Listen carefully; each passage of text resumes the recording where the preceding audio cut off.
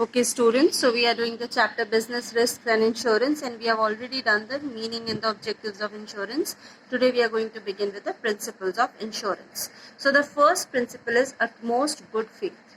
Good faith means trust. Alright, so in insurance you have studied in the previous videos that there are two parties. One person, the one who takes the insurance policy, is known as the insured, and the other party which is providing the insurance policy, that is known as insurer. But before the insurance policy has been taken by the insured till then is known as proposer. Alright. So every insurance contract is based upon this principle of utmost good faith, which is also known as abrime fidei.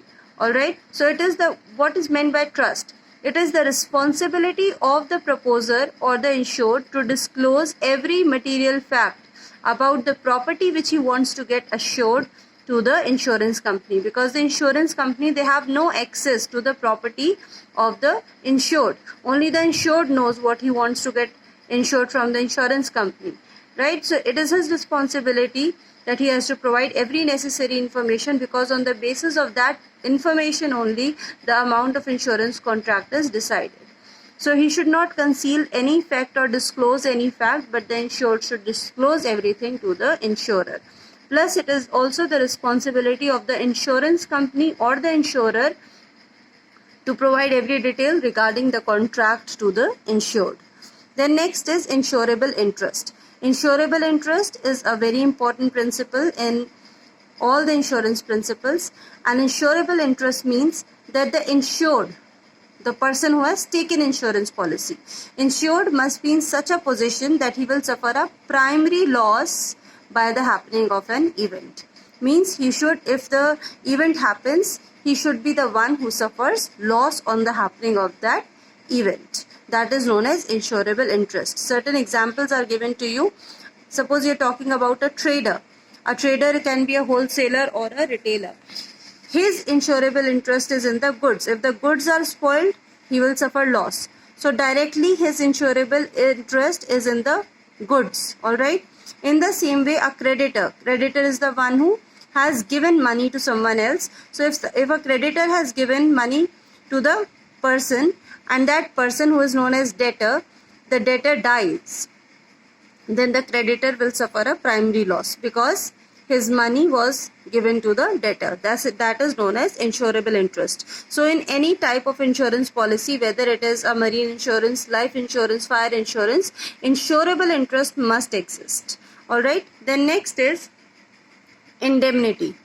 The word indemnity means providing compensation in case of loss. Means to compensate in case of loss. So the object of every insurance contract is to place the insured person in the same financial position as he was before the loss. Alright.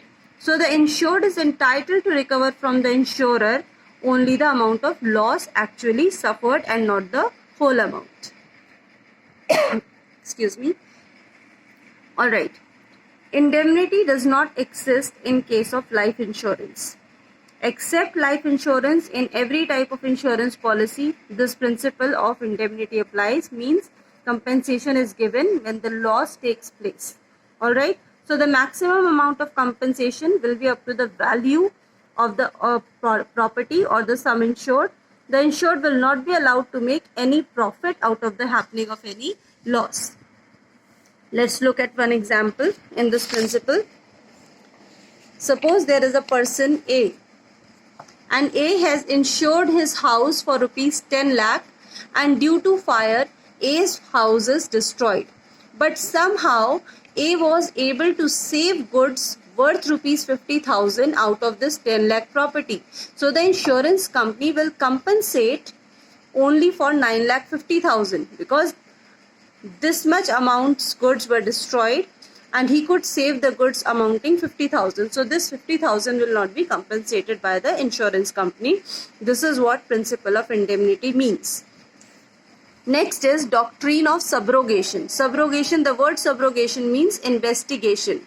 So after indemnifying for the loss to the insured, the insurer becomes entitled to all the rights and remedies relating to the property. It means when the insurance company has provided the money of insurance to the insured for the loss that has happened, now it is entitled, it means insurance company is entitled to investigate every fact to find out whether they have given the proper amount to the insured or not, or whether he is making any type of profit out of it or not. Alright, so subrogation applies only after the insurance company has paid the claim to the insured.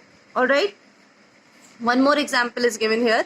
X insures his house against fire for 50,000. Alright, so X has taken an insurance policy of rupees 50,000 for his house. The house was put on fire by his neighbor Y. Alright, so X will get a claim of rupees 50,000 from the insurance company, and now after giving these 50,000 rupees to the insured, what will the insurance company do now? It will start investigating. And later on, if the company finds out that the insured took 50,000 from the insurance company, plus he also took 30,000 from Y because Y had put his house on the fire, then insurance company will take these 30,000 rupees from the insured, because this is the extra money that he has taken. Alright. The next is the principle of contribution.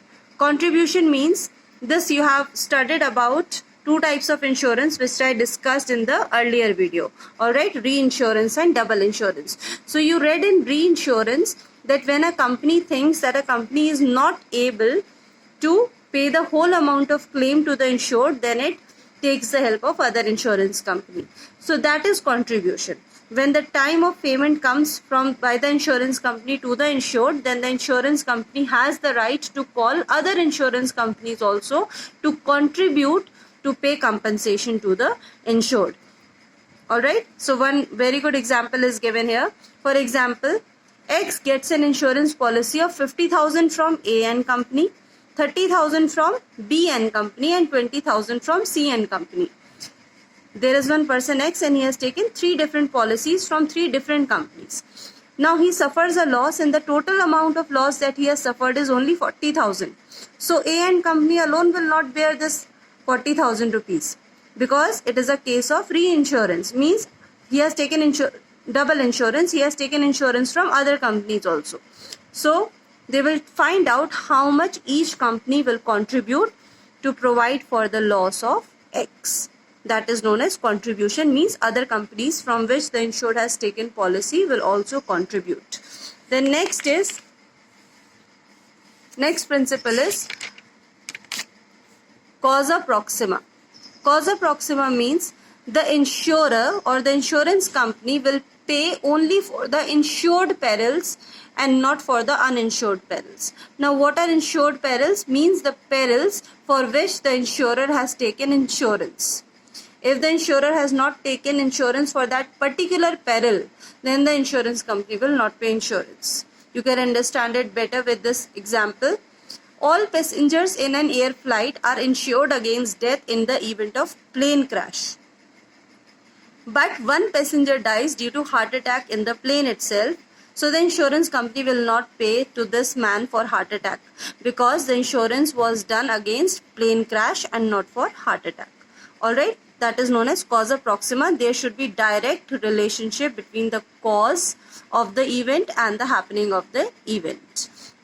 The next is mitigation of loss. Mitigation word means minimization. So the insured, the one who has taken insurance, he should take every possible step to minimize the loss. If he is not fulfilling his responsibility in minimizing the loss, he is just watching.